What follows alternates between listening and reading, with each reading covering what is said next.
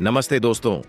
भारत की रक्षा गलियारों से एक ऐसी खबर आई है जिसने भारतीय वायुसेना की रगों में नया जोश भर दिया है।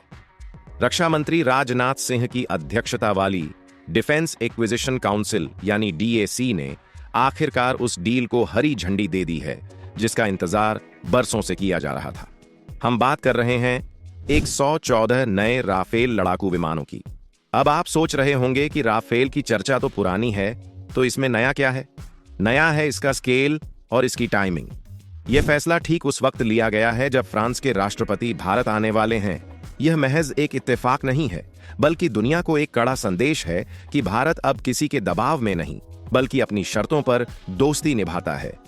3.25 लाख करोड़ की यह डील भारत के इतिहास की सबसे बड़ी रक्षा डीलों में से एक होने वाली है। लेकिन कहानी में ट्विस्ट यहीं खत्म नहीं होता।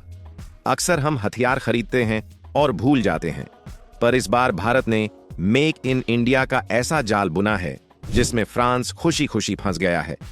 इस डील की सबसे दिलचस्प शर्त यह है कि 114 विमानों में से सिर्फ 18 विमान ही फ्रांस से तैयार होकर आएंगे। बाकी के 96 राफेल भारत की मिट्टी पर भारतीय इंजीनियरों के हाथों से बनाए जाएंगे। इसका मतलब समझते हैं आप? इसका मतलब है कि भविष्य में अगर हमें और विमान चाहिए तो हमें किसी के आगे हाथ फैलाने की जरूरत नहीं होगी। तकनीक हमारी होगी, कारखाने हमारे होंगे और ताकत भी हमारी होगी। अब सवाल यह उठता है कि आखिर राफेल में ऐसा क्या है कि भारत बार बार इसी पर भरोसा जता रहा है? क्यों अमेरिका के F-15 और F-21 जैसे विमानों को दरकिनार कर दिया गया?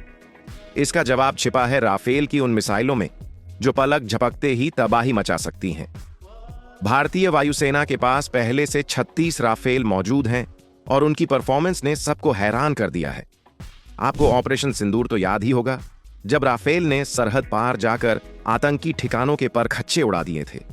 राफेल के पास स्कैल्प जैसी घातक मिसाइल है जो 250 किलोमीटर दूर बैठे दुश्मन को सोफे से उठने का मौका भी नहीं देती। इसके साथ ही इसमें लगी है मिटियोर मिसाइल जो हवा से हवा में मार करने वाली दुनिया की सबसे घातक मिसाइलों में गिनी जाती है। इसकी रेंज इतनी है कि दुश्मन का विमान रडार पर दिखने से पहले ही राख के ढेर में बदल सकता है। इतना ही नहीं, राफेल का स्पेक्ट्रा इलेक्ट्रॉनिक वॉरफेयर सिस्टम इसे एक अदृश्य शिकारी बनाता है। दुश्मन के रडार इसे पकड़ने की कोशिश तो करते हैं, लेकिन यह सिस्टम उनके सिग्नल्स को जाम कर देता है या उन्हें भ्रमित कर देता है। और अब वायुसेना के बाद नौसेना की बारी है।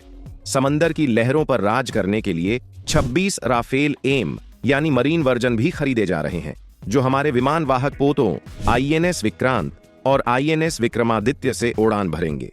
यानी अब जमीन हो, आसमान हो या समंदर का सीना, हर जगह राफेल का ही राज होगा। इस पूरी डील का सबसे बड़ा हीरो कोई विदेशी कंपनी नहीं, बल्कि भारत का अपना टाटा ग्रुप बनने जा रहा है। हैदराबाद में टाटा एडवांस सिस्टम की एक विशाल फैक्ट्री लगने वाली है। यहां राफेल के सबसे महत्वपूर्ण हिस्से तैयार किए जाएंगे।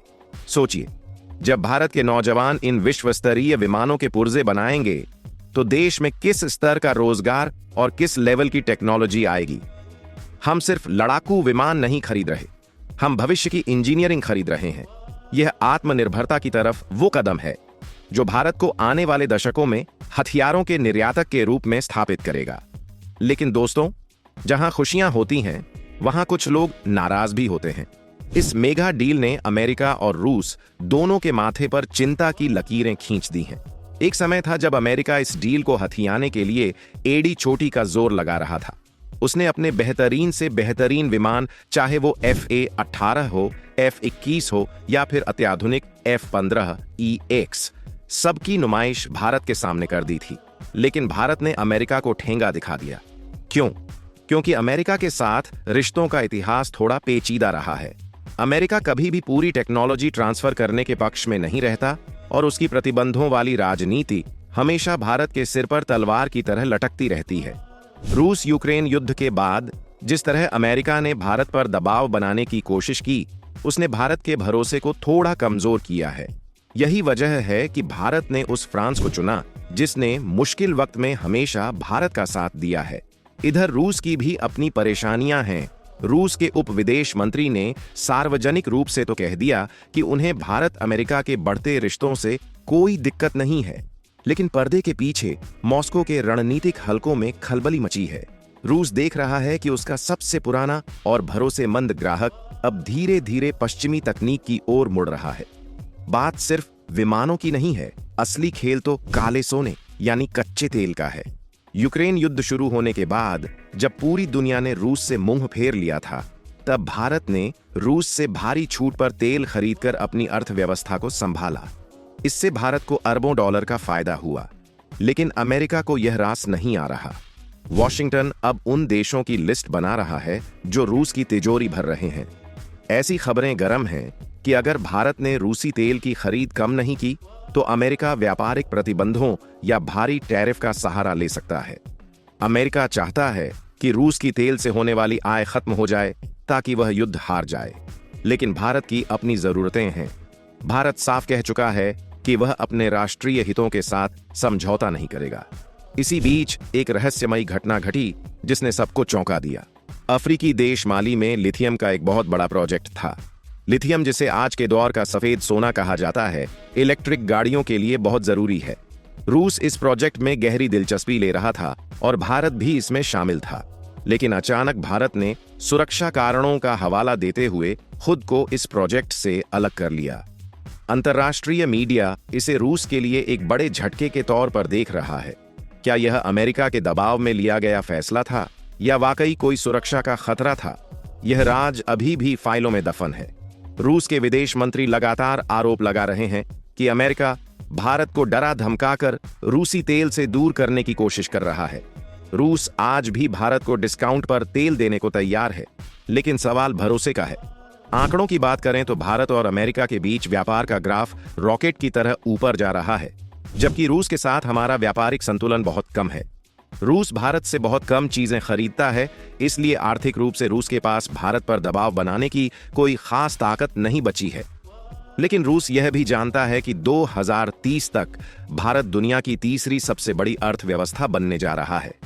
ऐसे में रूस भारत जैसे विशाल बाजार को खोने का जोखिम कभी नहीं उठाएगा। वह भारत को अपना दोस्त बनाए रखना चाहता है, लेकिन भारत अब अपनी कूटनीति को बैलेंस कर रहा है। हम न तो पूरी तरह अमेरिका के पाले में हैं, न ही रूस के। हम सिर्फ भारत के पाले में हैं। तो दोस्तों, 114 राफेल का यह सौदा सिर्फ विमानों की गिनती नहीं है, यह बदलती हुई वैश्विक व्यवस्था का प्रतीक है। भारत ने दिखा दिया है कि वह अपनी सुरक्षा के लिए किसी भी महाशक्ति के दबाव में नहीं आएगा। लेकिन यहाँ एक बड़ा सवाल आप सभी के लिए है।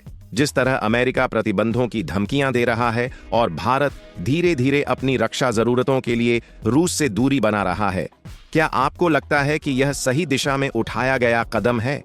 क्या हमें अपने पुराने दोस्त रूस का साथ छोड़ देना चाहिए, या फिर अमेरिका के साथ नई पार्टनरशिप ही भारत का भविष्य है? अपनी राय कमेंट बॉक्स में जरूर लिखिएगा, क्योंकि आपकी सोच ही देश की राय बनती है।